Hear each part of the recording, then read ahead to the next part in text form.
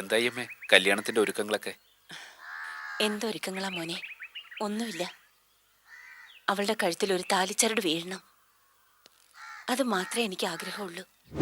എന്നോടുള്ള വാശിക്ക് മായയെ കെട്ടി പകരം ചോദിക്കാനാവും അപ്പുവിന്റെയും എല്ലാവരുടെയും ഉള്ളിലിരിപ്പ്. ഒരു കാരണവശാലും മായ വേദനിക്കാൻ ഇടവരരുത്. അച്ഛനില്ലാത്ത കുട്ടിയാവള്.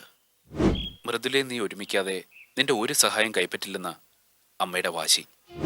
എന്തിനാ ഈ രാത്രി വന്നത്? ഞങ്ങൾക്ക് അല്പം പോലും സ്വസ്ഥത തരില്ലെന്നാണോ?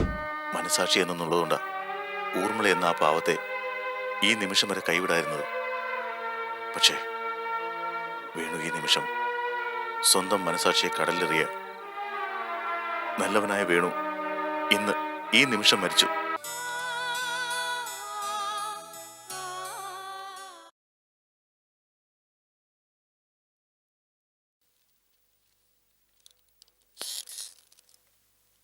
എല്ലാം നിന്റെ ഓരോ തോന്നലുകളാ. നീ കരുതും പോലെ ഒന്നും സംഭവിക്കില്ല. ഒരുപക്ഷെ എല്ലാം നല്ലതിനാവും. ആകണം, അത് തന്നെ എൻ്റെ ആഗ്രഹവും. എങ്കിലും എൻ്റെ ആശങ്ക പറഞ്ഞതേ ഉള്ളൂ. ഞാൻ പോവുക. നീ ഇപ്പൊ തന്നെ ഇത് അമ്മയെ കണ്ടു കൊടുക്കണം.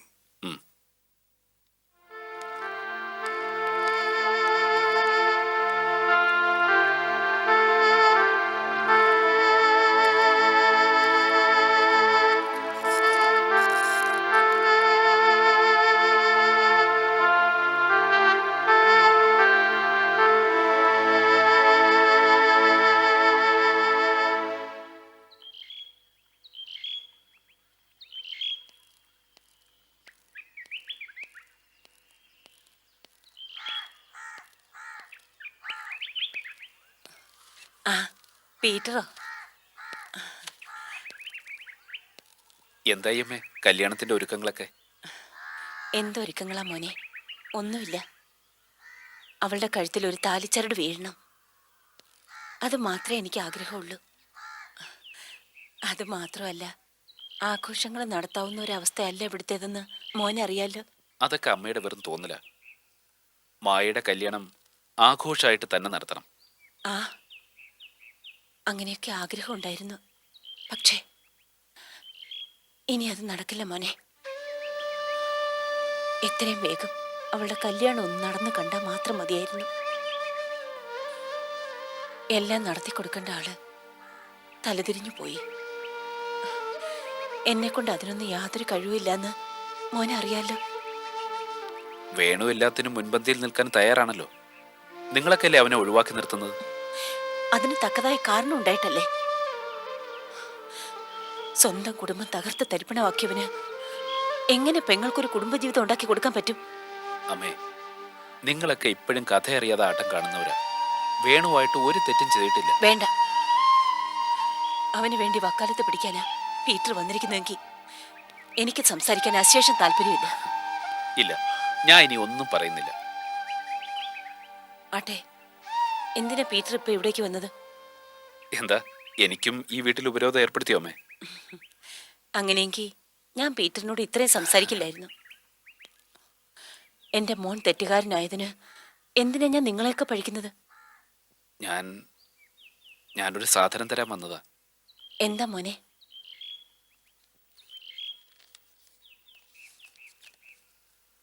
വേണു തന്നുവിട്ടതാ. തുക എഴുതാത്തൊരു ചെക്ക. കല്യാണം ഗംഭീരമായിട്ട് നടത്തണമെന്ന് പറഞ്ഞു. ഒന്നിനും ഒരു കുറവും ഉണ്ടാവരുതെന്ന് പ്രത്യേകം പറഞ്ഞേൽപ്പിച്ചു. എനിക്ക് വേണ്ട. തന്നുവിട്ട ആൾക്ക് തന്നെ കൊണ്ടു കൊടുത്തേക്ക്. അമ്മേ, പീറ്റർ എന്താ എന്നെ കുറിച്ച് വിചാരിച്ചത്? അവന്റെ പണത്തിന് വേണ്ടി ഞാനിവിടെ കാത്തുകെട്ടിയിരിക്കുകയാണെന്നോ? ഒരിക്കലുമില്ല. മോൻ ചെന്ന് പറഞ്ഞേക്ക്, പണത്തേക്കാൾ വലിയ പലതും ഉണ്ടെന്ന്. അഭിമാനം എന്ന് പറയുന്നത് വിലയ്ക്ക് വാങ്ങാൻ പറ്റില്ല. എന്റെ മോനായിട്ട് അത് കളഞ്ഞു കുളിച്ചു. അവന്റെ പണം ഞാൻ വാങ്ങാം. പക്ഷേ അതിനു മുമ്പ് അവൻ പോയി മൃദുലയും കുട്ടികളെയും വിളിച്ചോണ്ട് വന്ന് കൂടെ താമസിപ്പിക്കട്ടെ. സ്വന്തം ഭാര്യയും മക്കളെയും വിട്ട് അന്യ സ്ത്രീയെ കുടുംബത്തിൽ കയറ്റി താമസിപ്പിച്ചിരിക്കുന്നത് ഏതോടേ തമ്പുരാനായാലും എനിക്ക് അംഗീകരിക്കാൻ കഴിയില്ല. എന്റെ മോളുടെ കല്യാണം നടത്താൻ ഞാൻ ആരുടെയെങ്കിലും മുമ്പ് യാചിച്ചു എന്ന് വരും. എന്നാലും എന്റെ മോന്റെ ഔദാര്യത്തിനായി കൈ നീട്ടില്ലെന്ന് പീറ്റർ ഇന്ന് പറഞ്ഞേക്ക്.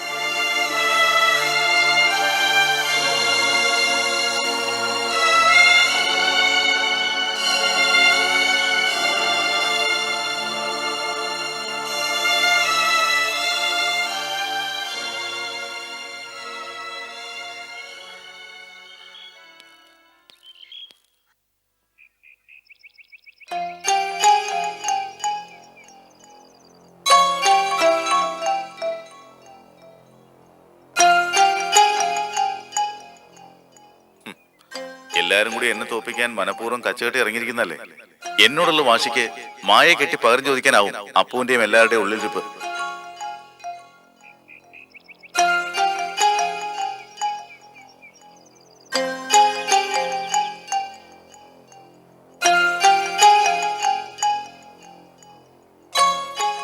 പള്ളിക്കൽ തറവാട്ടിലെ ഓരോ കൊച്ചു കുഞ്ഞിനെയും നല്ലവണ്ണം അറിയാവുന്നതുകൊണ്ടാ.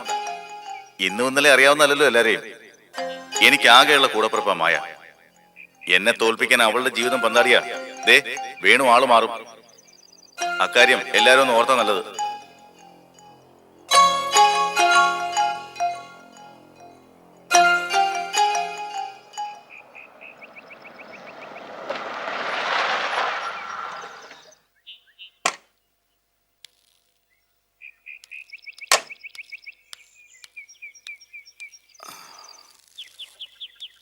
ഒന്ന് നിന്നേ. എനിക്ക് നിന്നോടൊരു കാര്യം ചോദിച്ചറിയാനുണ്ട്. ഇപ്പോഴാണെങ്കിൽ അതിന് സൗകര്യമാണ്. നിന്റെ അമ്മ ഇവിടെ ഇല്ലല്ലോ. എൻ്റെ മോൻ അച്ഛനോട് കളവ് പറയരുത്. എന്താ അച്ഛൻ ഇങ്ങനെയൊക്കെ സംസാരിക്കുന്നത്? കാര്യമുണ്ടെന്ന് കൂട്ടിക്കോ.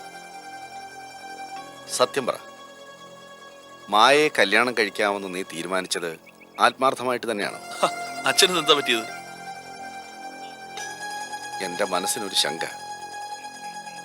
ആരുടെയോ വാക്ക് കേട്ടാണോ നീ ഈ വിവാഹത്തിന് ഒരുങ്ങിയതെന്ന്? ആരുടെയും വാക്ക് കേട്ടതുകൊണ്ടൊന്നുമല്ല. എനിക്ക് മായയെ പണ്ട് ഇഷ്ടമാണ്. അത് ഞാൻ സൗകര്യം വന്നപ്പോ അമ്മയോട് മറ്റും പറഞ്ഞു. അമ്മ സമ്മതിക്കുകയും ചെയ്തു. നിന്റെ അമ്മ സമ്മതിച്ചത് കൊണ്ടാ എനിക്ക് സംശയം. ദേവവും മക്കളും എന്നും നിന്റെ അമ്മയ്ക്ക് വെറുക്കപ്പെട്ടവരായിരുന്നു. മൃദുലയുടെ കാര്യം ഇങ്ങനെയൊക്കെ ആയി നിൽക്കുന്ന സമയത്ത് മായയെ കെട്ടണമെന്ന് നീ പറഞ്ഞ അമ്മയുടെ സ്വഭാവം വെച്ച് അത് പറഞ്ഞ് നിന്നെ അടിച്ച് വീട്ടിൽ നിന്ന് പുറത്താക്കേണ്ടതായിരുന്നു. പക്ഷേ എത്ര ഉത്സാഹത്തോടെയാ നിന്റെ അമ്മ ഇക്കാര്യത്തിൽ തീരുമാനമെടുത്തത്. അത് അമ്മയ്ക്ക് ഇളയ മകനായ എന്നോട് പ്രത്യേക വാത്സല്യം ഉള്ളതുകൊണ്ടല്ലേ. അച്ഛനറിയാലോ, എന്നും എൻ്റെ ഒരാഗ്രഹങ്ങൾക്കും അമ്മ എതിരെ നിന്നിട്ടില്ല. എനിക്ക് ഈ കാര്യത്തിൽ അത്ര വിശ്വാസമില്ല നിന്റെ അമ്മയെ. അമ്മയെ അച്ഛൻ അറിയാഞ്ഞിട്ടാ. സ്നേഹം കൊടുത്താ ഇരട്ടിയായി തിരിച്ചു തരുന്നതാ അമ്മയുടെ സ്വഭാവം. അതല്ലേ അമ്മായിയോടും വേണുവിനോടും കടുത്ത ശത്രുത ഉണ്ടായിട്ടും മായയുടെ കാര്യത്തിൽ അമ്മ എനിക്ക് പച്ചക്കൊടി കാട്ടിയത്.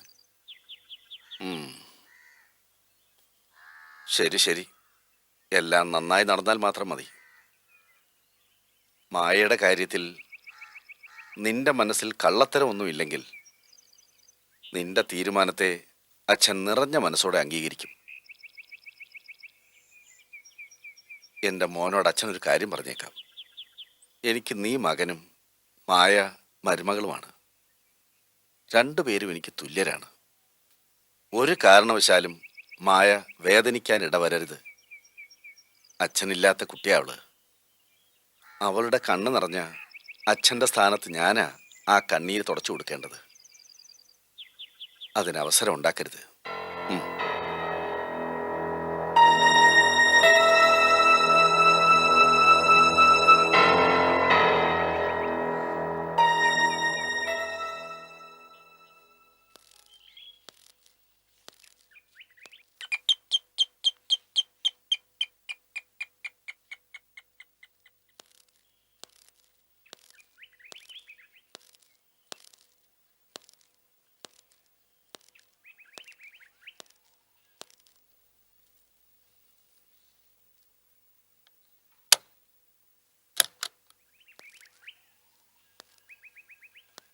വേണു ഇവിടെ?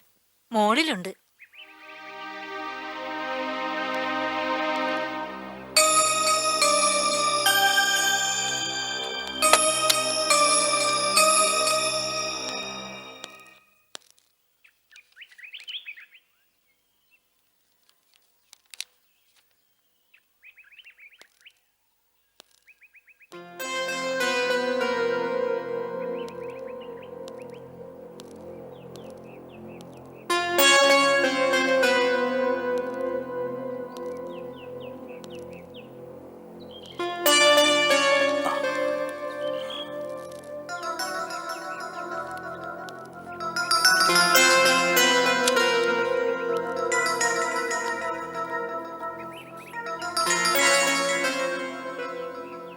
എന്താടാ, ചെക്ക് അമ്മയ്ക്ക് കൊടുത്തില്ലേ?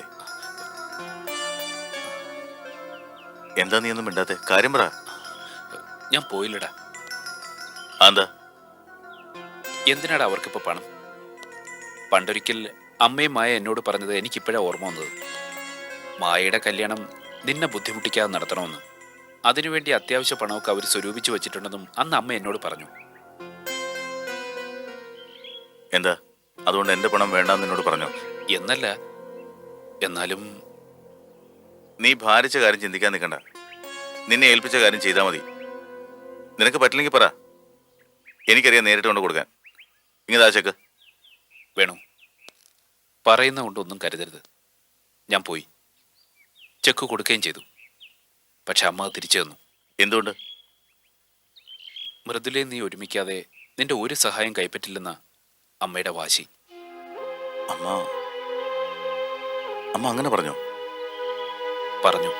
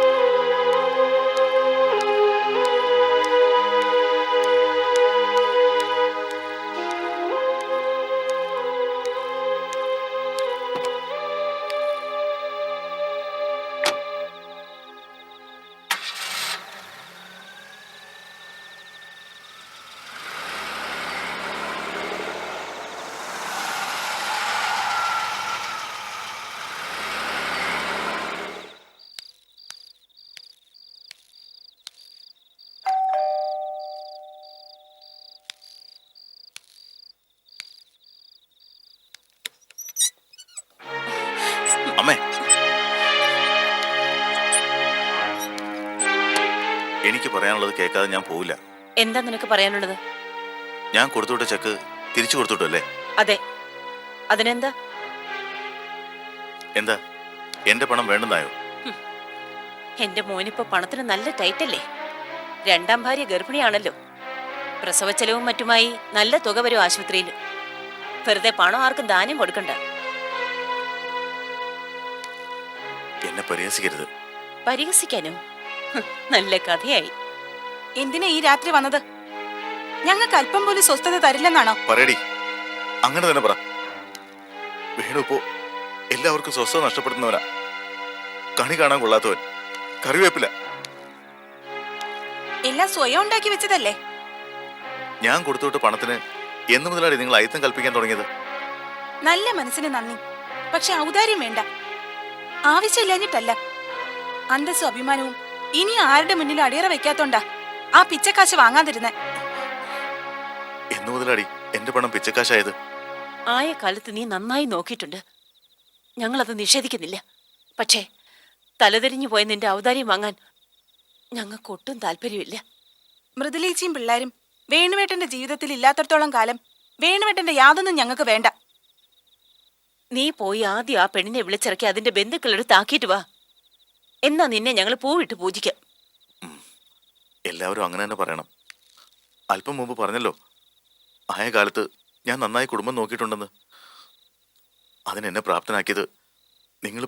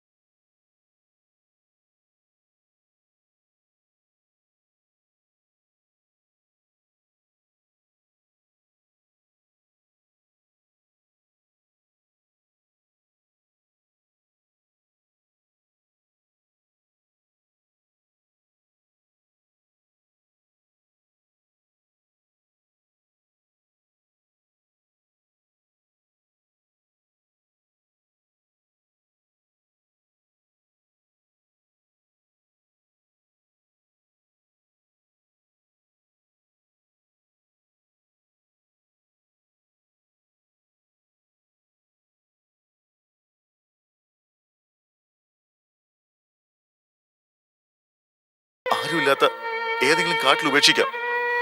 അപ്പോ എല്ലാവർക്കും തൃപ്തിയാവുമല്ലോ, ഇല്ലേ?